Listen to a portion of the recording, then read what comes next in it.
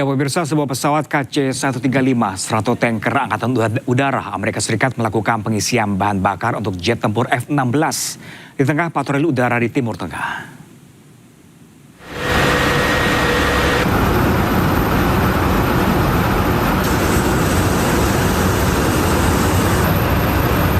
Militer Amerika Serikat secara rutin menggelar patroli udara di Timur Tengah menggunakan aset strategis jet tempur F-16 serta pesawat tanker bahan bakar KC-135.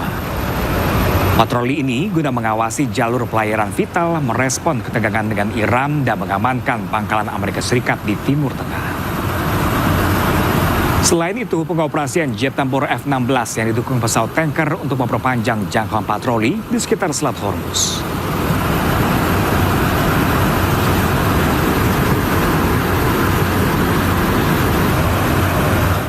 Amerika Serikat siapkan sanksi ekonomi bagi Iran. Sanksi ini sebagai bagian dari upaya meningkatkan tekanan ekonomi terhadap Iran.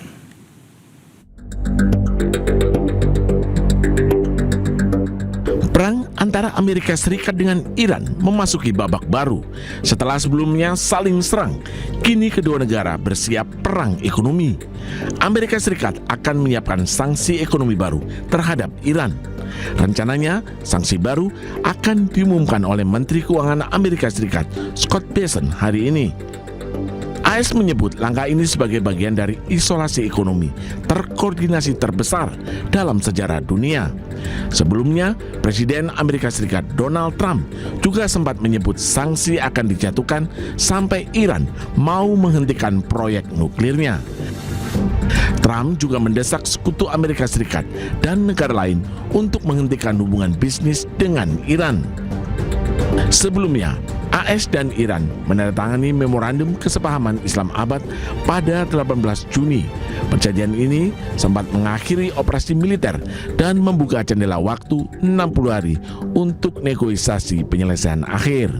Batas waktu tersebut telah berakhir tanpa kesepakatan akhir. Kini, kedua negara saling klaim Selat Hormuz dan mengancam akan kembali saling serang.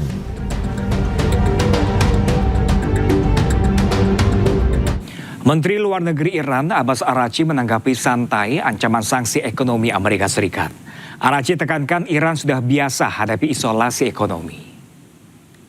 تکراریه از تحریم‌های فلج کننده که زمان اوباما مطرح شد تا فشار حد اکثری که دور اول خدای ترامپ مطرح شد تا الان تحریم‌های خرد کننده، اینا همه با عناوین مختلف مطرح میشه. همون قلدری همیشگی هست که ما در سیاست‌های آمریکا دیدیم. به تعبیر یه فیلم تکراری هی دوباره پخش میکنن. ما کاملا از حفظیم و میدونیم که چگونه باید با این مقابله کرد و برخورد کرد. این که از عملیات نظامی و این که میزنیم چنان میکنیم فلان میکنیم ها رسیدن دوباره به این که همون طرحهای قدیمی رو بیارن، این نشون میده که واقعا مستاصل هستن. Perang antara Iran dengan Amerika Serikat dan Israel memasuki babak baru. Ketiga negara ini terus menggalang kekuatan untuk memperkuat militer mereka.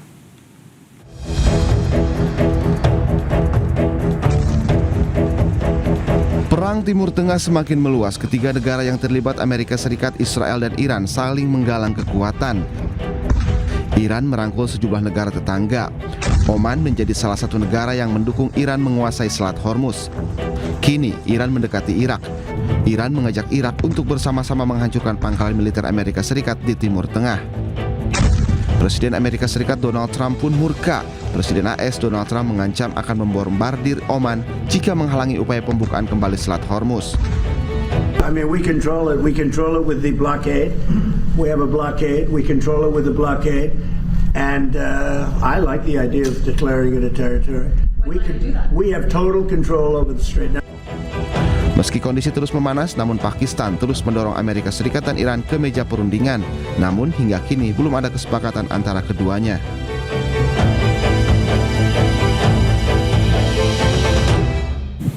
Perang di Timur Tengah semakin meluas. Iran mengancam akan menyerang pangkalan militer Amerika Serikat yang berada di Eropa.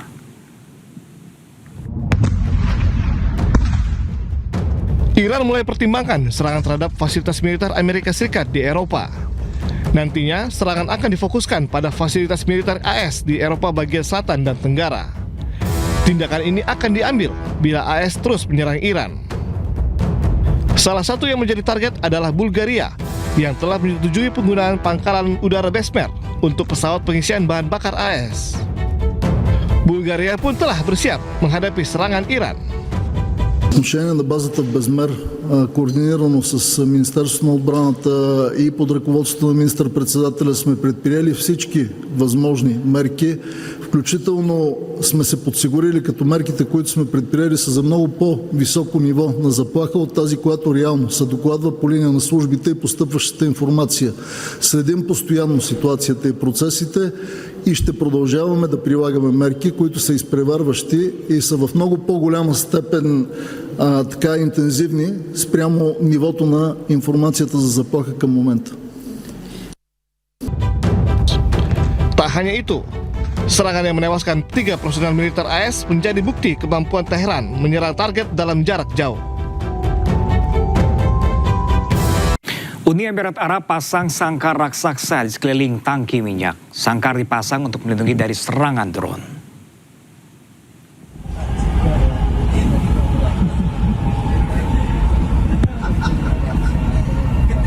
Uni Emirat Arab memperkuat perlindungan infrastruktur energi mereka. Tangki penyimpanan minyak dan bahan bakar dilindungi struktur baja besar berbentuk sangkar. Sangkar ini dipasang di atas dan sekeliling tangki minyak termasuk di dekat Bandara Internasional Dubai. Langkah ini diambil sebagai pertahanan dari serangan drone kamikaze. Pembangunan pelindung ini sudah dimulai sejak Mei 2026.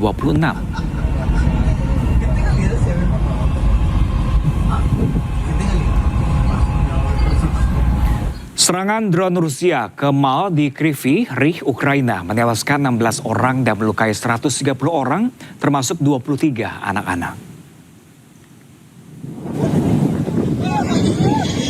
Inilah momen saat drone kamikaze Rusia menghantam pusat perbelanjaan di kota Kryvyi, Ukraina, 21 Agustus lalu.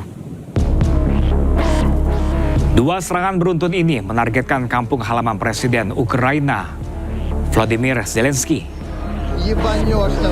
Serangan kedua drone terjadi 1,5 jam setelah serangan drone pertama. Serangan kedua ini terjadi saat para medis dan polisi bekerja menyelamatkan sejumlah korban. Serangan drone Rusia ini terjadi sehari usai ledakan misil dan drone Rusia yang menewaskan 16 orang di Kiev.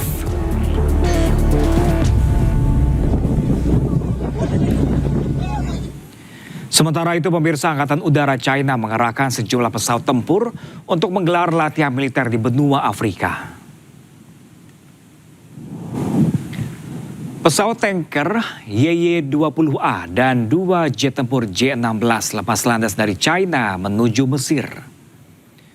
Pesawat Angkatan Udara China berhasil melintasi 2 benua sejauh 6.000 km dalam waktu 9 jam. Latihan militer Eagle of Civilization 2026 dijadwalkan berlangsung dari pertengahan Agustus hingga awal September. Latihan ini dirancang untuk menguji kemampuan militer Tiongkok dalam memindahkan kekuatan udaranya secara cepat. Pengerahan ini juga menandai pertama kalinya jet tempur J-16 China diterbangkan ke Afrika.